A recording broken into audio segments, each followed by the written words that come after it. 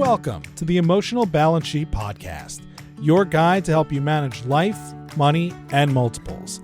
Each episode, host Paul Fenner, Tama Capital's president and founder, and the proud parent of 4 amazing children, including 1 set of triplets, will provide insights on successfully sustaining an active lifestyle, career, and family through comprehensive wealth management strategies, financial education, and lifestyle planning, specific to parents raising twins, triplets, and more.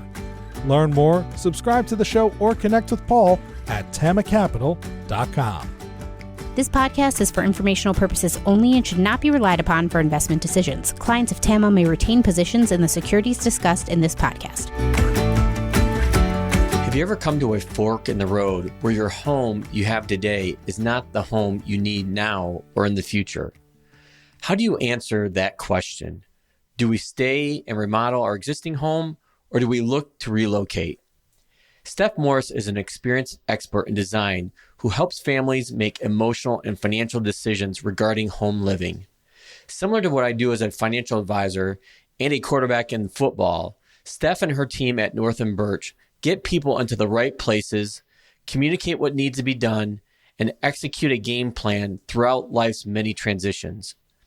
As a degree designer and parent, Steph points out what every family needs to know when considering remodeling or relocating to a new home.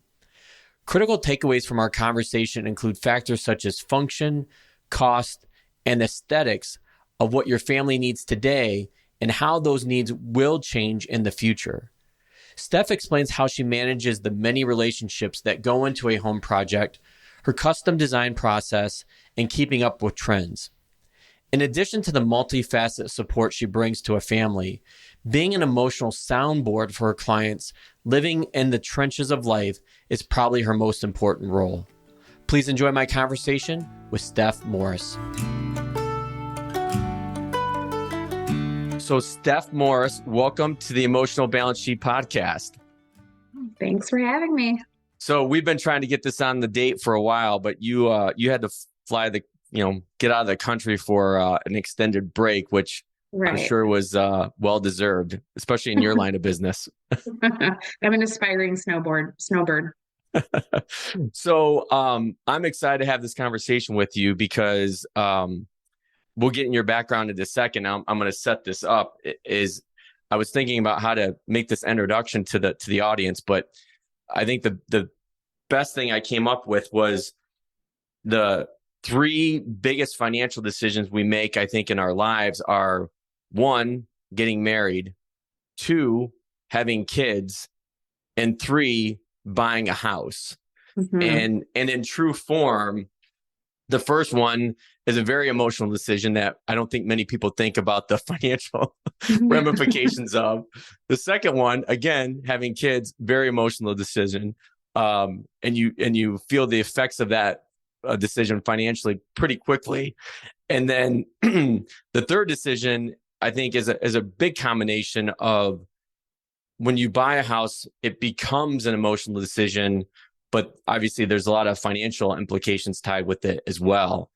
And so, and setting that up, your background as an interior designer, I think really,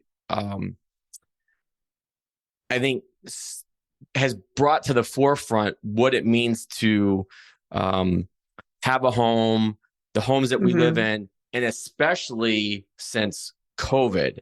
And that's how my wife, Teresa, and I got introduced to you, was we were in the process of trying to figure out how to, redesign our house to make it more functional in a COVID and now post-COVID world. So, why don't I do this? Why don't I turn it over to you and have you walk us through who you are, your background, and how you got into interior design, and then we'll go from there. Awesome. Thanks. My name is Steph Morris. I am the owner and principal of North & Birch Interior Design, and we are located in Clarkston, Michigan. We just celebrated our 5-year business anniversary. And that's a big deal. You know what? It felt like a big deal.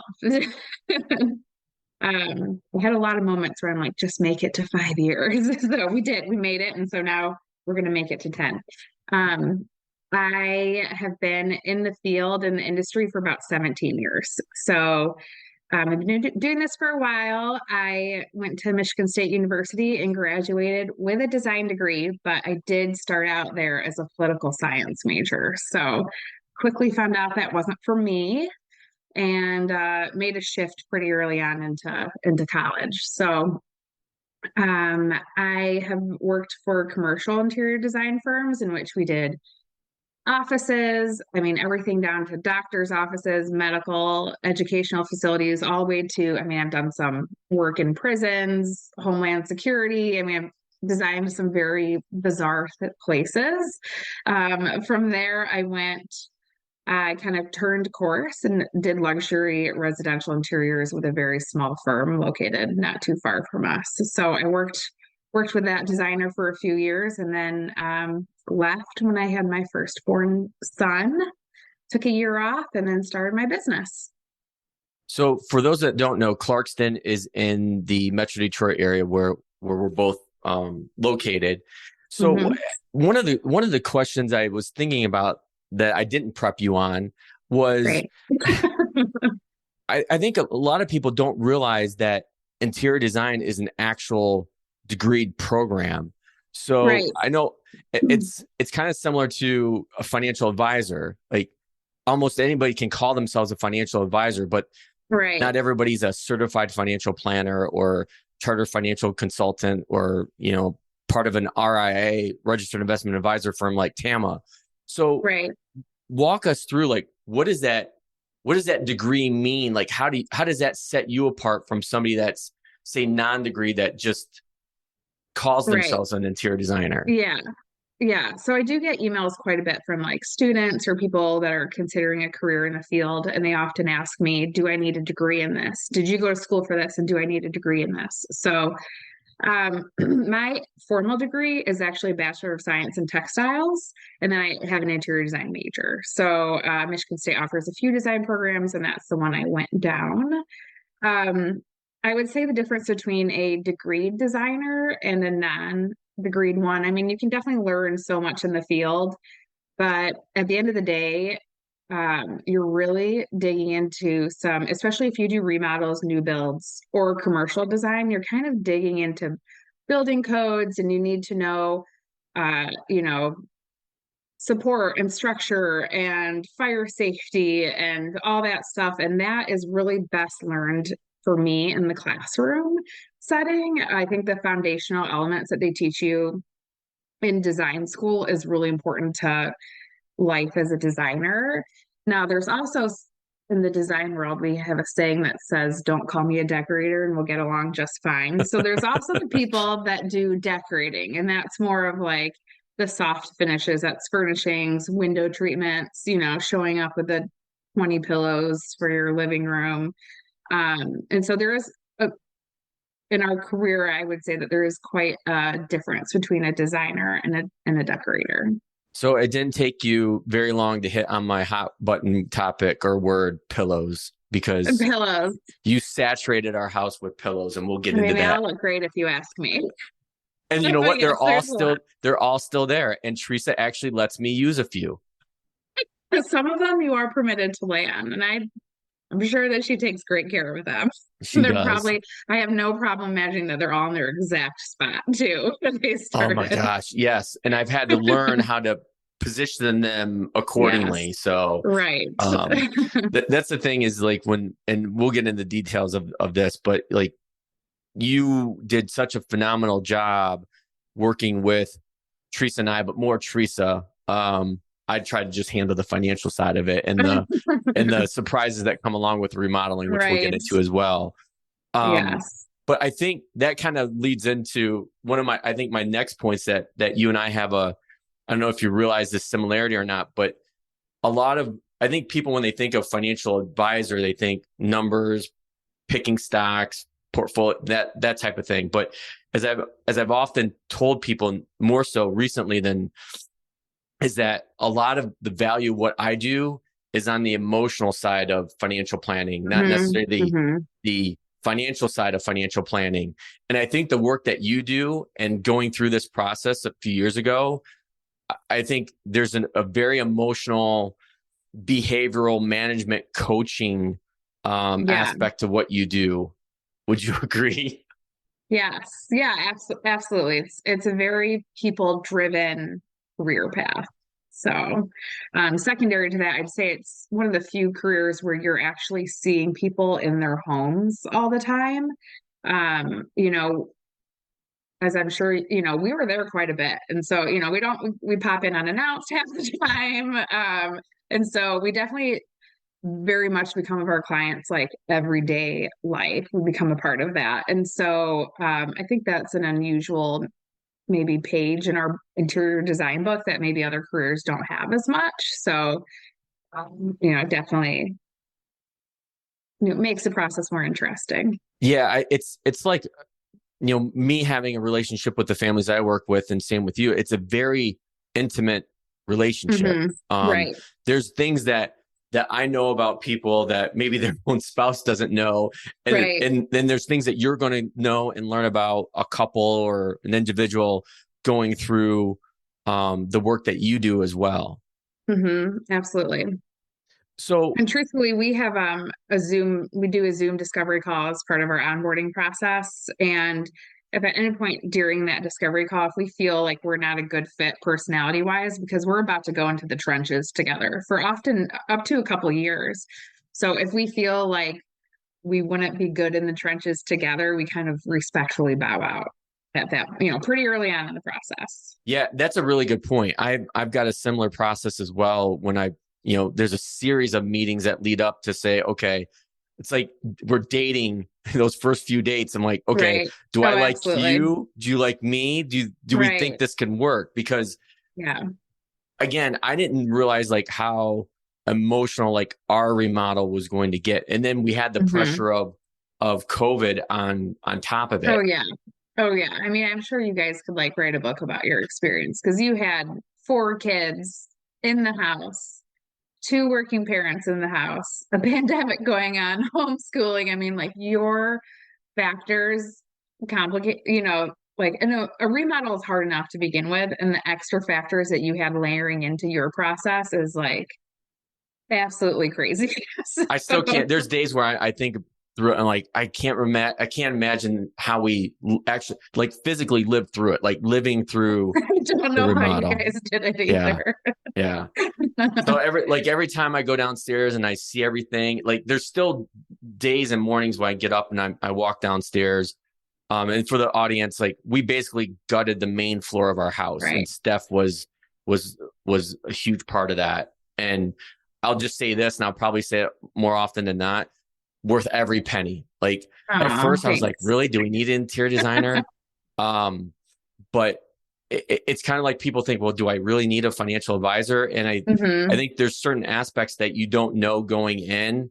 And then once you're in it, you're like, oh my God, I'm so thankful that I have Steph, working with us because she's thinking about all these things that aren't even on our radar screen. And it was amazing. So let's start kind of at the beginning. Like, how do people even find you, and how do people even start? And even before that, like start thinking, should I remodel or should I, look at relocating? Like, cause that's a financial and emotional, topic or question that comes up often with families that I work with.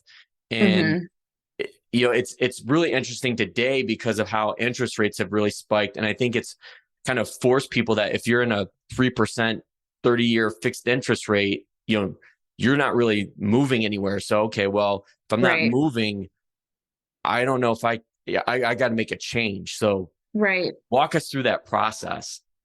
Yeah, I think like the golden rule of a remodel is it's never too early to talk to a designer, even if you're still in that point of like we're moving or we're staying and considering a remodel.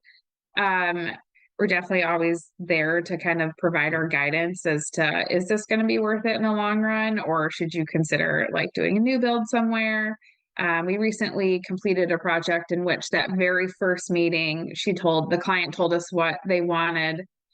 And right away I was like, I can give you a budget for what this is going to cost. And it was extensive. And I'm like, you might just want to consider moving. That was our advice from a design team. But then she said, well, we really love our school district. We really love our neighborhood. We're really close to our family. And then we also want like designer level finishes that if we did a new build, they wouldn't necessarily come with that new build. It would be something they'd have to layer in on a custom level after. So I was like, oh yeah, that's a good point. And so we're just kind of there to be a part of the process, and we're happy to like bring our experience to the conversation and just let them weigh in. You have the resale value of your home to keep in mind, but you also want to love where you live and it's about finding that happy medium.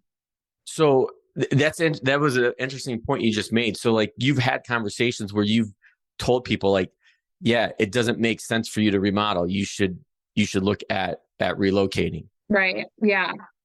And for that project, we still went on and remodeled their house. I think turned out great. Like all your work does. So, and by the way, I'll mention this. We'll in our show notes, we'll put a link into your Instagram page where I think most of your followers find you. And there's a ton of projects that you've done. And so people can get a really good feel for the work that you and your team, Carolyn, does as well. So we'll talk about that, throughout our conversation as well. So getting back to when somebody starts thinking about remodeling their home, what are like a couple of things that they should really consider right off the bat? Like, are there rules of thumb that you walk people through? Like, is it functional? Is it cost? Is it, obviously it's all emotional, but are there a few things that like really stand out, like in that first discovery meeting that you're having with people? Yeah, that discovery call and the whole first phase of the design process is kind of all about like bridging expectations. We want to really make sure that we understand the budget and the timeline and make sure that our goals and our clients' goals are aligned. That process can shake out to take a little longer than people would initially expect because there's a lot of planning that goes into the remodel of a home. And so there's a lot of just, moving targets that we have to take into consideration. So when you're going through that process, what should people be thinking about? Are most people thinking about function first versus cost versus aesthetics? Because I think with us, it was like we were all over the board. Like obviously for me, first and foremost, like front of my mind was, okay, how much is it going to cost? But I think for me too, and for Teresa, it became, okay, well, what's functionally best for our family, not only now, but in the future as well.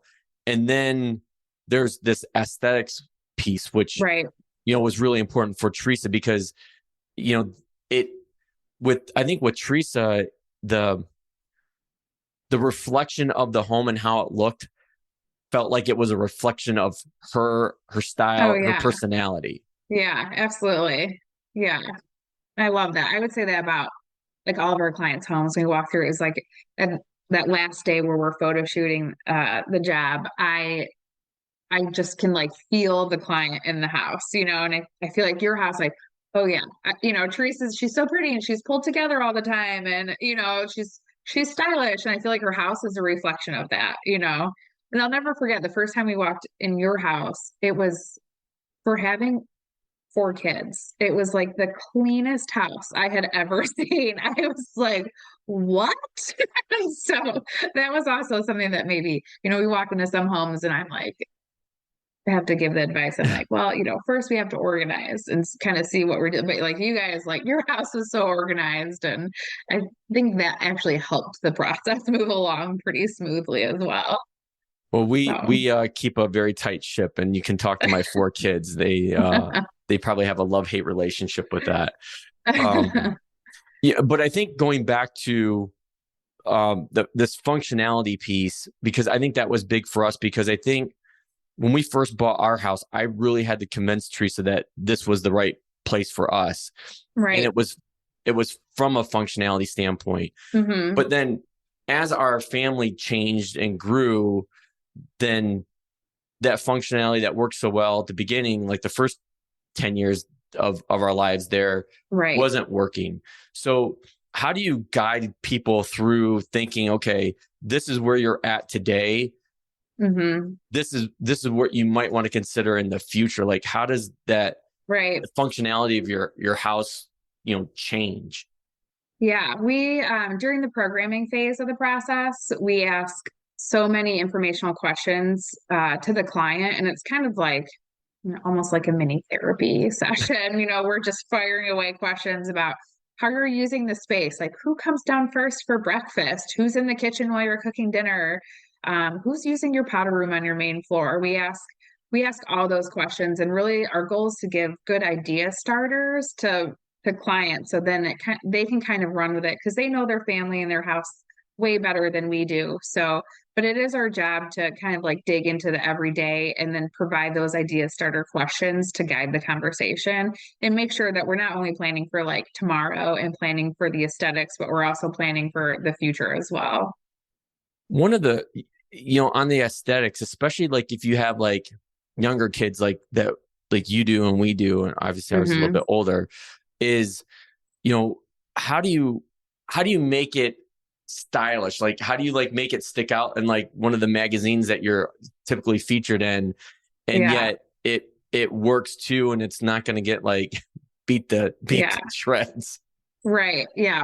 I mean, I think really that comes from I have two young kids. I've got a 70-pound dog. I've got two cats. So I mean, I truly live that life at home.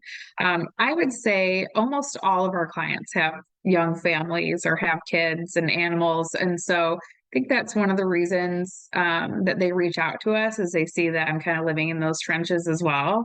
And so we try and be very selective about the materials that we're bringing into your home, especially on surfaces that the kids will touch. Pretty much 100% of our fabrics for any of our soft seating sofas, they're kid friendly, so they're super washable, they're very durable.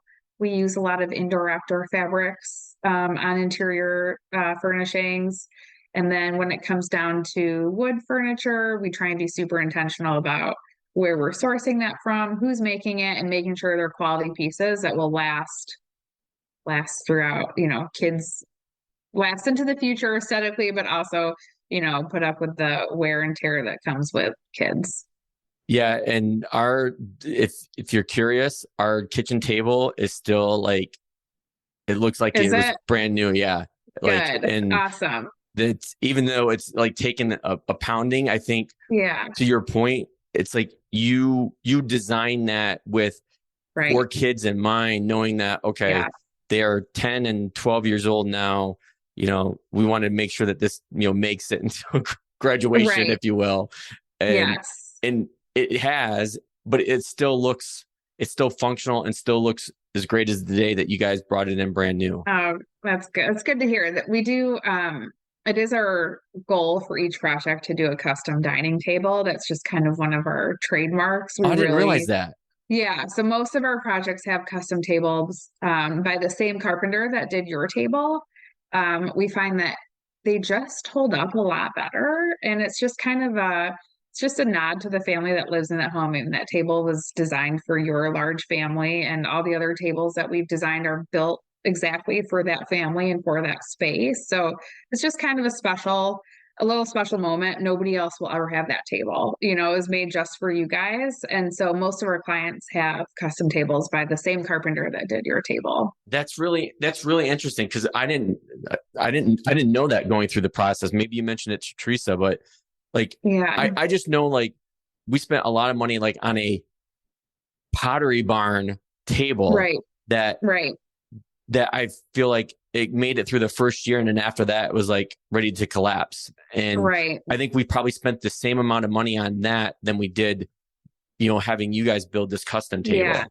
Yeah. When you're buying furniture from, big box retailers like that, you have a lot more middlemen in the process that gets that price point up to, a Pottery Barn price tag. And so when we work directly with the maker, we're cutting out, a whole bunch of middlemen. And so it allows us to get in solid wood furniture that needs, that can take the wear and tear of daily meals. And a lot of the furniture at retailers, it's veneered product, so it's just a thin piece of wood over a substrate, and so that's why it's not holding up as well as a solid piece of wood furniture does. Let's pivot into, I think, will be one of our hot button topics, and kind of getting back to this whole what you do and what I do, and this emotional component to it. Is how do you bridge the gap between people's expectation, like what they want, versus both what they can afford financially, functionally, and aesthetically? Because I know that's something that, like, giving our experience together, that we went back and forth on. But I'm hoping we weren't the worst family for you to work with. I don't think we were, but I'm sure that I'm sure that you've had a much wider range of working with people that like really get it, and then people that like there's like a really big gap. So right, how do you bridge that? Like, how does that process work with you guys? I mean, truthfully, I say we let them down early and easy. So that is, I think, getting ahead of the game when it comes to letting clients down, and managing those expectations is kind of key in our process. Say that again. You let them down early. What? Let them down early and easy. Early and easy. Okay. Sorry. Go ahead. We have those honest conversations early on in the process. We have seen, since the pandemic, we've seen a big spike in material costs for everything. That, the money's just not going as far as it used to go. And so just being aware of those trends in the market gives us the information to just kind of inform early on where your dollar can go. And then from there, we kind of have that mixed mentality. We, balance the good, better, and best, and, pick the room that you want to shine, and we can focus on that. And then maybe we can layer in the other rooms in different phases.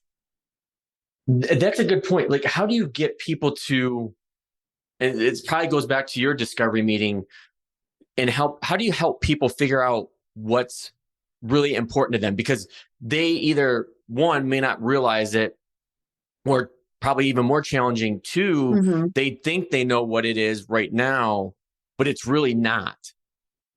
Right. All we can do is inform and educate early on in the process. We're happy to share, everything that you ever would want to know about the different types of cabinetry that you can put in your kitchen, and what these cabinets will look like 5 years down the road, 10 years down the road, and what different countertop materials are available out there, what the maintenance is and longevity of these countertops. We'll inform very thoroughly up front, and then the clients are welcome to make their decision from there. Just as, they have full, I hope you felt this during your process, like the decisions are 100% in your court, but we can inform you, and then make those decisions as you see fit.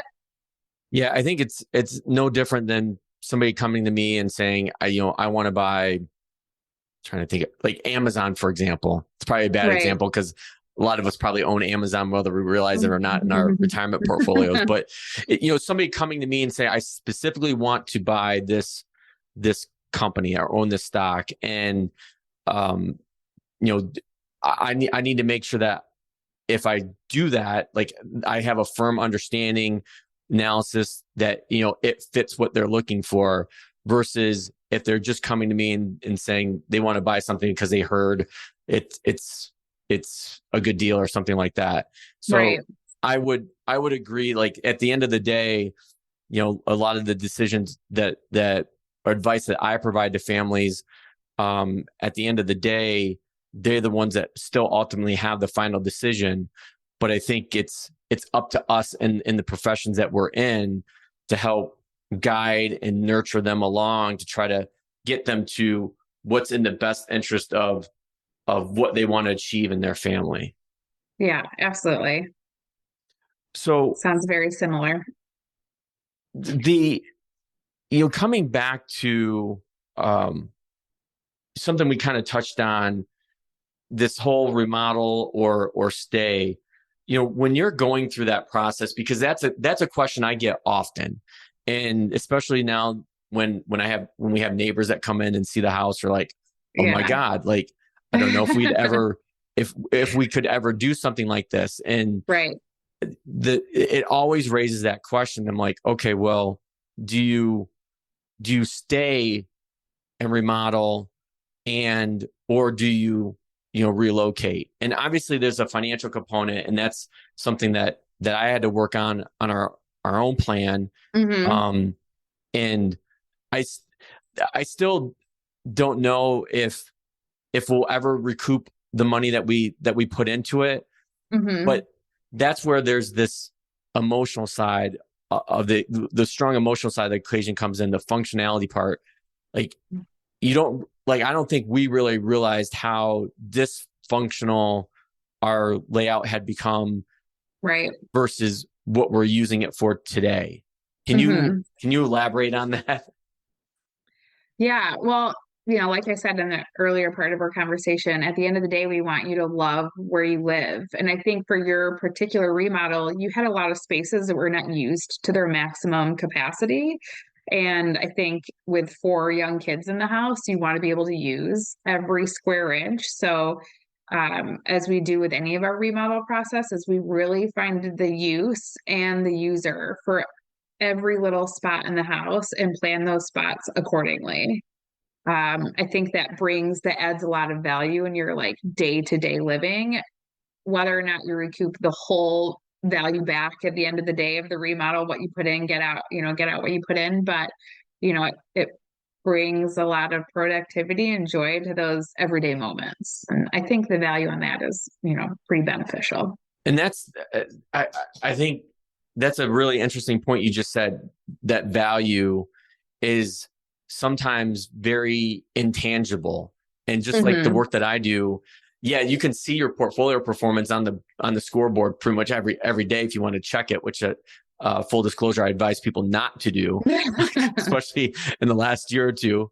Right. But even in good times in down markets, but there's a really intangible part, I think, of what you do and what I do, that gets people to a sense of, I use the term often, peace of mind, like knowing that, right, we're in this for the long haul.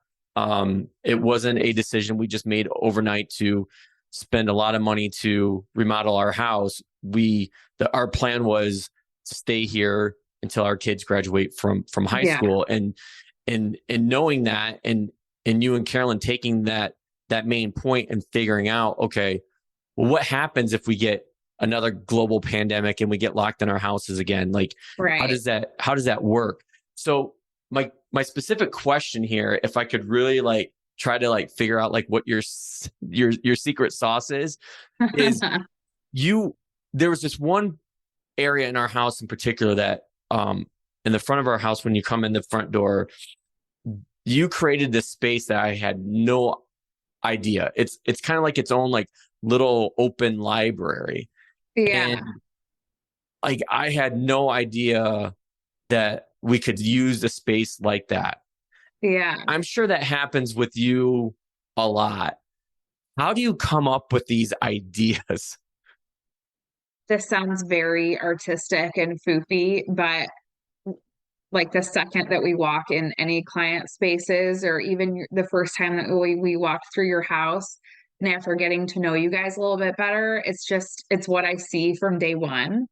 I don't know, the images just kind of like appear in our heads. And I'm very lucky that, we have a designer, Carolyn, you've mentioned her a few times. Like, we'll get in the car after walking through your house, and we're like, right away, we're like, we know exactly what that corner should be like. It Really, needs to that have a quick? floating bench, and we're always on the same page. It's I don't know, it just kind of comes to us. And we see what goes on in other projects, and we see how other families use their spaces, so we use that to build upon. But there's also that just artsy creative component of it, where it just comes to us, and, we just try and drive the design based off of those visions, I guess you could say. So in essence, you're like a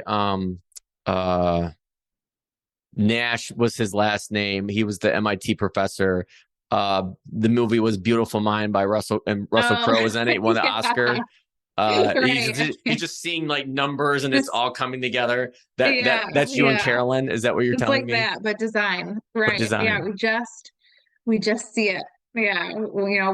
We literally have so many those meetings we'll walk through and we get in the car after and we're like, I know exactly what we should do. And then we're describing the same spot to each other. So You actually brought up a good point there, and I hadn't really thought about this, but I've come to recognize this as Tama has grown and more of new families have come on board, and no family is ever the same. There's similarities, but no family is ever the same. And I'm sure that you could probably say the same thing with the right. families and the clients that you work with, is that there could be similarities, but no one's ever the same. But what that does is that it gives me additional insights on how to look at problems, how to get more creative in helping people get to where they want to go. And I'm sure that works the same way with you, because you have this now additional breadth of experience. Like, Right. How do you take that and transform it into like your next project? Right. I think, anytime I go through a remodel, it's never easy. I think any of the roadblocks that we had in, let's say, your project, moving into the next project, we knew when the roadblocks occurred.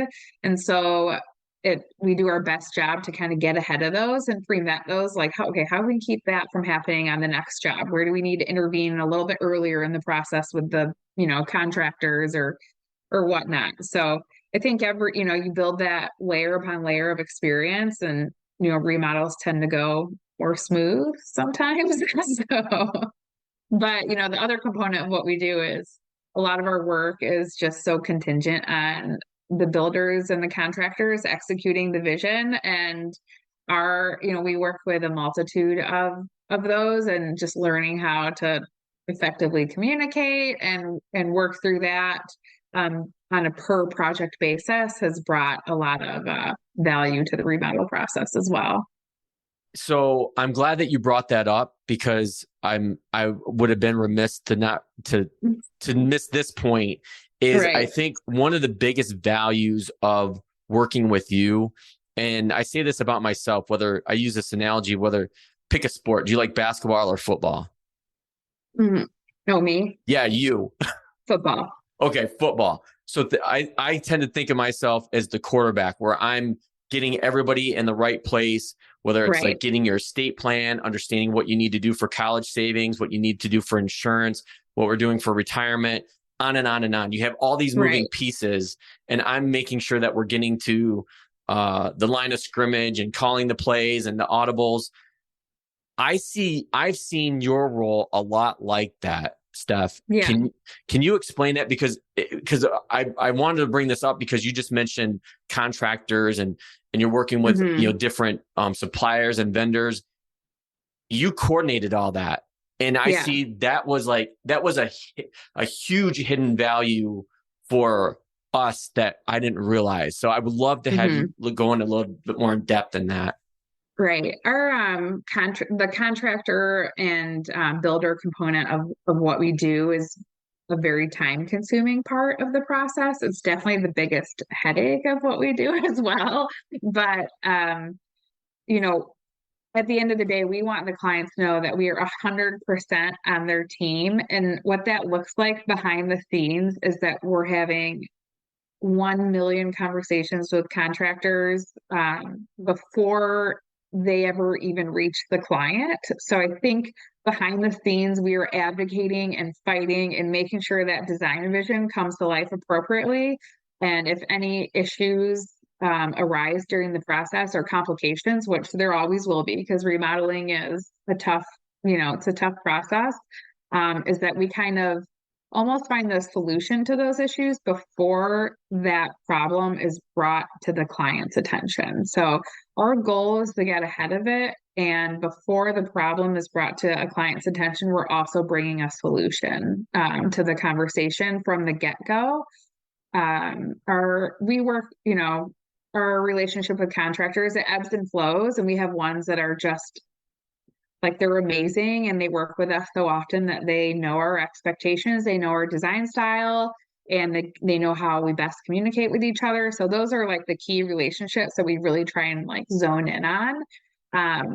But maybe what the client doesn't see is the million and one conversations that we're having behind the scenes, because they're at your house every day, the contractors are. But I kind of look at the design team, we're really the only ones in the pot that have like the overall bird's eye view of the project. And so when you have so many subcontractors, there's focusing on very small pieces of the pie.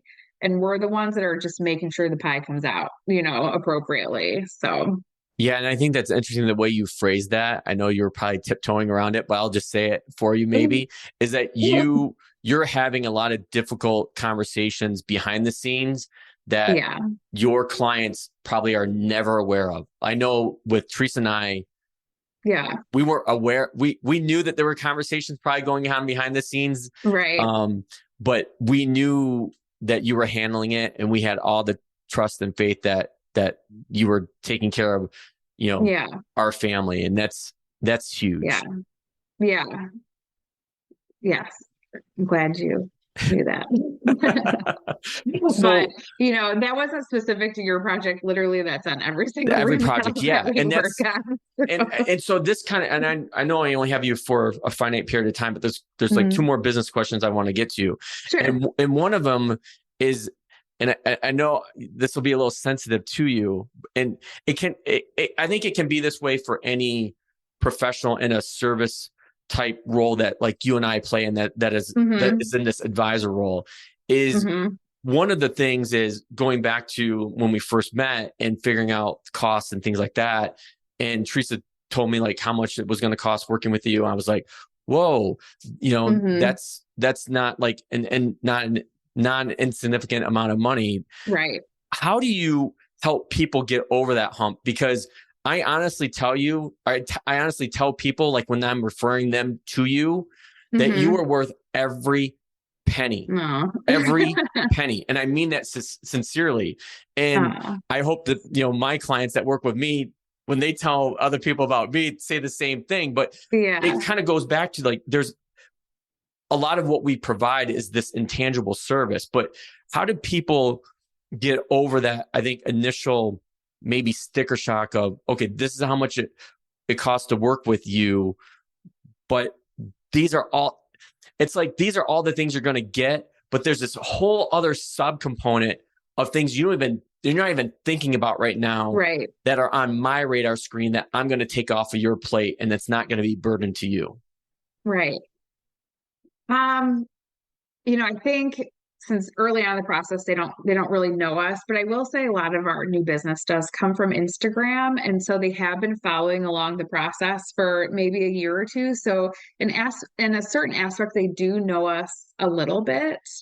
And then second to that, I think talking about what we do well is a key component. So like clearly communicating early on the value that we can bring and what we'll handle, and then how focused we are in details and documentation at certain points of the design process. We communicate that to the client, and I think they see that.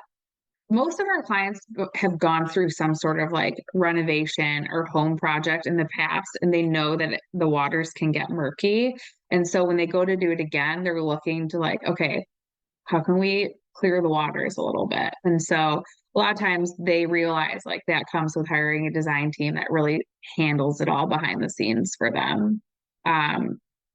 Honesty and integrity are like at the forefront of all of our decisions and conversations that we have. And we just want to communicate that to the client very early on, that, we have their back way more than we'll ever communicate to them. Yeah. I wish, like, there are days where I'm like, man, I wish I could call the client and be like, man, like, these are all the conversations I've had with contractors, like telling them that they missed a spot or that piece of trim was wrong and all that stuff. But we just kind of silently handle that behind the scenes, and then they see it in the finished product. The details are taken care of, and we were along for that ride.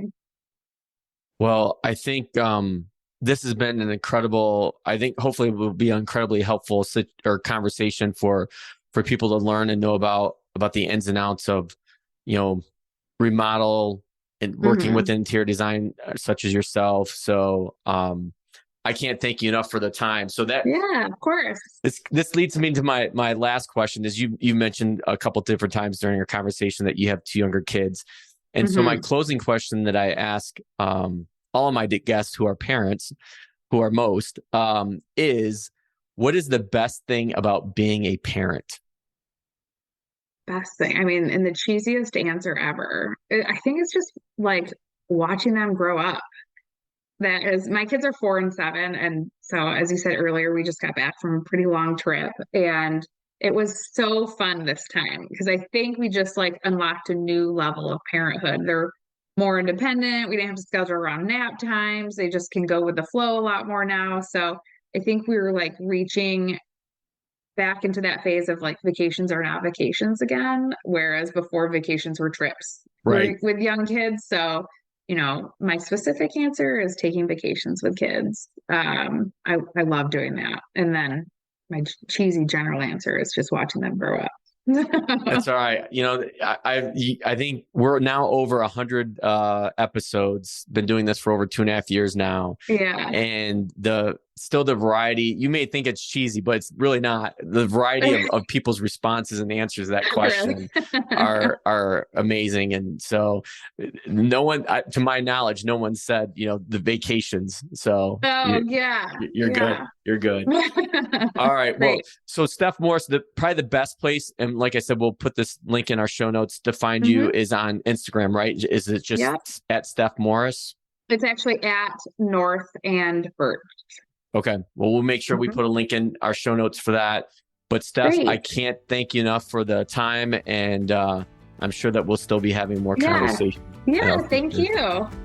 Thank you for listening to this episode of the Emotional Balance Sheet Podcast. Please visit tamacapital.com to subscribe to this podcast or to connect with certified financial planner and registered investment advisor Paul Fenner of Tama Capital.